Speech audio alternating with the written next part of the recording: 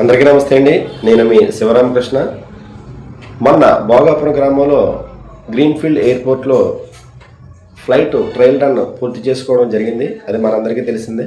ఆ trial run పూర్తి చేసిన దగ్గర నుండి కూడా వైసీపీ శ్రేణులు, నాయకులు, ఈ పీటీఎం బ్యాచ్ అందరూ కూడా ఆ క్రెడిట్ జగన్మోహన్ రెడ్డిదే.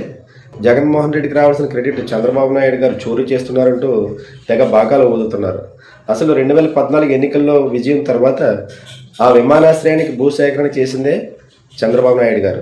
ఆ భూసేకరణను అడ్డుకుంటూ జగన్మోహన్ రెడ్డి గారు విశాఖపట్నంలో ఎయిర్పోర్ట్ ఉండగా విశాఖపట్నానికి 25 కిలోమీటర్ల దూరంలో ఉన్న భోగాపురంలో ఎయిర్పోర్ట్ ఎందుకు దండగా, ఎర్ర బస్సు కూడా వెళ్ళని చోటకి ఎయిర్ బస్సు వెళుతుందా అంటూ తెగ వెటకారాలు మాట్లాడారు.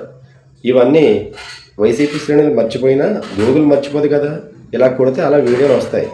అయితే ఈరోజు ఈ ట్రయల్ రన్ జరిగిన దగ్గర నుంచి కూడా వీళ్ళు క్రెడిట్ అంతా జగన్దే అంటూ కూడా తెగ బాకాలు ఊదుతున్నారు. అయితే 2019లోనే ఈ ఎయిర్పోర్టుకు శంకుస్థాపన చంద్రబాబు నాయుడు గారు చేశారు. ఆ తర్వాత అధికారంలోకి వచ్చిన జగన్మోహన్ రెడ్డి 4 సంవత్సరాలు ఆ విషయాన్ని మర్చిపోయి 2023 మేలో శంకుస్థాపన చేశారు. చేసిన తర్వాత 1 ఇయర్ పాటు కేవలం 23% పనులు మాత్రమే అక్కడ జరిగాయి. ఆ తర్వాత 2024లో అధికారంలోకి వచ్చిన కూటమి పార్టీ మిగిలిన 75% వర్కులు పూర్తి చేసి మన సక్సెస్ఫుల్గా ట్రయల్ రన్ పూర్తి చేసింది. ఇది చూడాలని వైసీపీ పార్టీ ఇది కేవలం జగన్మోహన్ రెడ్డి క్రెడిట్, ఆ క్రెడిట్ చంద్రబాబు నాయుడు చోరీ చేస్తున్నారంటూ తెగ వాపోతున్నారు. అసలు క్రెడిట్ ఎవరిదో ప్రజలకు తెలుసు, గూగుల్కి అంతకన్నా బాగా తెలుసు. Mind it.